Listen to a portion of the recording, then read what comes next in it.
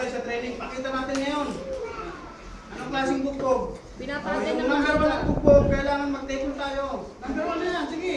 Take natin yung katabi natin. O, sige. O, sinabi na bugbog. Di ba? Ngayon, pag hindi nyo ginawa, may pumipigil. Hindi nyo ginawa, sige. Gawin natin yun. Pag hindi nyo ginawa yan, may pumipigil. Ano yung pumipigil? O, alam nyo yan. O, dito, baliktad. May kalayaan dito ang batang umatin. I-enforce man ng magulang pero ang bata ayaw. Doon sa kapila, gusto umatin pero may pumipigil. Pero hindi yung anti-Christ. Ha? Espiritu yan ang anti-Christ. Hindi tao. Pero meron akong gustong i-share. Pero ito, masasabi ko pa lang ha, bugbog tayo sa training nyo, bugbogin nyo sa sarili nyo. Pag di nyo ginawa, may pumipigil. Okay, gawin natin. Kailangan, yung katabi natin, kalagitin mo. O, di ba? Sabi, paano mo mahal ng Diyos? O, yung pagmamahal mo sa Diyos, kasama sa pagmamahal sa kapatid mo. O, hindi ka lang yung bahala ka dyan, basta ka mag-enjoy. Mali yan. Selfish ka. Yan yung eros love. Pag dumating ka sa brotherly love, hindi pa yan eksakto. Kailangan mag-agapi ka. Tatapos yan sa kapatid. Yung maliliit na bata, di ba? So, sasabihin ko sa inyo, may pumipigil pag hindi natin ginawa. Kaya ko wala akong sawa dito nagdedekon. Number 1, mga kabataan, nandyan lagi yung leader nyo. Pakiramdaman nyo yung sarili nyo na huwag kayong makipagkwentuhan, sismisan kasi sasabihin ko sa inyo, kahihiyan ng leader nyo ang gagawin yung ginagawa nyo. Yung siya nung nakaraan, ang batang binabayaan, kahihiyan ng magulang. Ngayon, hindi naman sinasabi si Brother Dudoy, pabaya. Nakikita ko naman sa kanya yung pag-ano. Ngayon, kayo, na mga follower, good leader na magiging next leader, sabi ni Kuya Kainan, good leader is a good follower. So, gawin nyo yan. Tandaan nyo lagi, yung leader ninyo, pag may ginawa ko yung mali, oh, di ba, kanino yan ano? Hawag na rin, di ba? Sino ang unang napahiya? Leader. Number 1 ang Diyos. Ano ko ba, Kristiyan? Ano ko ba hukom? Walang manifestation. Tama, pag hindi mo ginawa. So, mapipigilan ka pag walang manifestation kasi yun ang bintang sa akin. Pero okay lang, walang problema. Kanina, madali ko naman, may mali ako, inamin ko. Pero habang naglalakad ako, nag-text ako pa pag formanin ninyo. Hindi na ako nakapagpamano sa inyo o ano. Ganyan ako, mabilis makaparalize ko yung mali ko. Hindi nag-reply sa akin, pumunta na lang ako dyan. Pero walang problema kasi hindi na nga mahulugang matigas ang kulong ko, nagbago na ako, no. Kasi independent na ako. Pero siyempre, magulang ko sa physical, nire-respect ko pa rin yan. Still respect. Ngayon ganito ang gusto kong mensahe. Sino ang may cellphone? Taas ang may mga cellphone. Taas. Gusto ko pakita yung cellphone nyo. Sino? Oo, sige.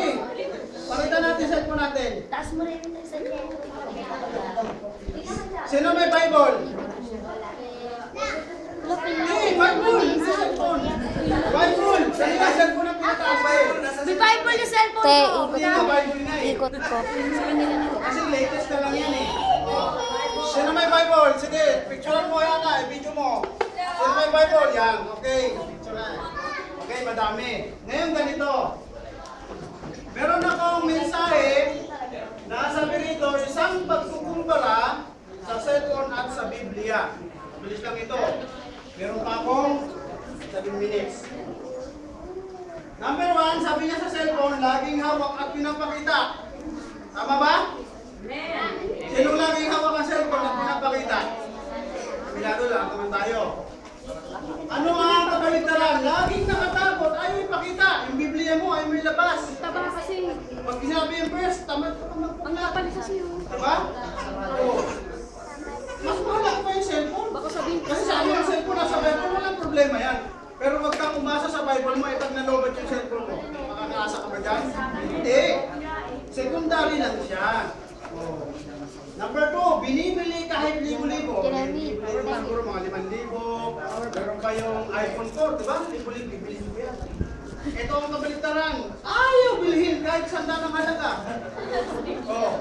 Bible yan ha? Sino yan? Sinuuna kayo, gusto mo magka-cellphone, hindi na yung Bible. Okay, number 3. Laging pinapalitan ng case, mahal na mahal, ay balikod. Ano pa yan? Nagabisgasan, di ba? May screen card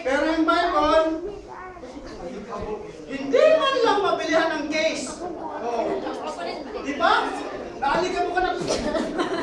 Pagka galing mo simbahan, samantala yung cellphone mo, hindi mo maganon. Diba? Oh. Okay. Number 4, ayaw magasgasan yun.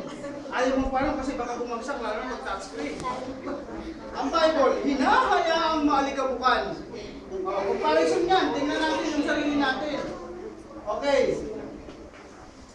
Bihirang makaligtaan ko sa, ay, cellphone ko nasaan? Pero yung Bible mo, ay, naku, nakalimutan ko sa church. O, di ba? Ugali natin lahat ko yan. Relate to. Kailangan may balas Na-relate ako dun. Sabi, mahirap ipahiram, baka masira. Sino nagpahiram ng cellphone? Sabi dito ba, binahiram na yung cellphone niya kaya. Pero naniniwala na ako, ingatan ng ingatan. Okay. Madaling makaligtaan at kung saan-saan naiwan. Oh, sino mo yung galing yan? Oh. Pag sinabing labas ang Bible, ay, naiwanan ko po eh. Oh. Okay. Laging binabasa kung may bagong message. Di ba? Tulog ka pa lang. Ito. Hindi binabasa, kaya hindi maunawaan ang message. Oh. Ito po yung nabasa. Ano pong sabi dyan, Brad? Pakipaliwanag kasi nakalimutan ko po. Oh. Di ba? Tama, hindi? Oh. Okay. Konti na lang. Ang message, mahirap i-share. Gusto mo i-share yung conversation yung sa iba, hindi mo ma-share. Pero ito, ang verse, nakalimutan i-share. Ay, kasi po, ganito yung sa dala, ano po yung dalatang yun? Oh. Diba? So sa Bible yan. Okay. Pinapakita nito ang lifestyle ng tao. So pag may bago kang gadget, pero hindi ko naman yung nasama, kung meron kang bagong gadget, eh, hindi ka na sa Panginoon. Ibig sabihin, minsan nakaka-apekto sa lifestyle ng tao yung gadget, yung cellphone. Okay. Kasi sa Bible, kapag babago na ito ng lifestyle ng tao, yung Biblia. Tama po hindi? Tama. Oh, so baliktad siya comparison. Mabilis maluma. Yung cellphone, ay luma na to. Bibili ng mas latest. Diba? Yung Galaxy, ano? Kaya palakihan kayo. Pagkakit na cellphone naman ganyan kalaki. Okay. Sa Bible naman, hindi kailanman naluluma. Alam niyo, kapatuto ko yung Bible ko matagal na yun. 2002 pa yung Bible ko yun. Pero ngayon, buhay pa yun. Binalutan niya ng cover ng asawa ko eh. At maraming sulat yung Bible ko. Ganyan ang pakaingat sa gamit ko. Kasi Ano na to eh, 3 years old. mas mahalaga pa yan sa buhay ko yung Bible na yan. Hindi nga lang namin dala ngayon kasi medyo busy kami. Bible ko lalagyan ko 1976. So nakaligtaan ko, okay lang din yan. Walang problema. Dami ko naman yan eh. Oh! May bumibigil! Nabuhay lang siya. May bumibigil! Ha? Remind ko lang ha? Pag nagkukwentuhan kayo, nalingan kayo, may bumibigil na sa inyo. Ano yun? Yung demonyo, huwag ka na makinig. 4 years. Okay, konti na lang. Sabi dito, message dito kung minsan ay late. Sino may nag-text sa inyo tapos kinabukasan yung receive yung text? Diba nangyari yan? Ito naman sabi sa Bible, laging on time ang message. Dito. So, lagi siyang updated. Babasahin ko lang. Okay, kailangan ng load para makapag-message ka. Sa Bible naman, laging fully loaded ang message niya. Uli-uli. Ito'y mahalagang gamit ng tao. Kasi, di ba, nagagamit sa trabaho. Pero sabi sa Bible, mas mahalaga ito kung gagamitin lamang ng tao. So, comparison sa Bible, mga kapatid, ano ang mas mahalaga? Sakto lang ang aking time, 10 minutes. So, yan ang gusto ko lang ibigay sa atin. Although doon sa testimony tinay, totoo yan. Kahit ako nakikita ko. Pero hindi na lang ako nagpo-comment kasi, ito pa, nagtag ko. Sabi ng isang kapatid, narinig ko lang, pag magre-report ka, hindi ko alam kung doon sa church nila o dito. huwag kang babanggit ng tao. Halimbawa, sampol ko, sabi kasi ni Brother Francis, kasi hindi yung tao ang sinasamba mo, Diyos. Ito naman ang sabi ko, masama bang mag-report? Ito po ang nabasa ko sa mensahe ni Brother Francis. Binanggit mo ang tao, hindi? Binanggit. So hindi nakakahulugan na pag binanggit mo yung tao, sinamba mo siya. Di ba may tinatawag tayo na ano?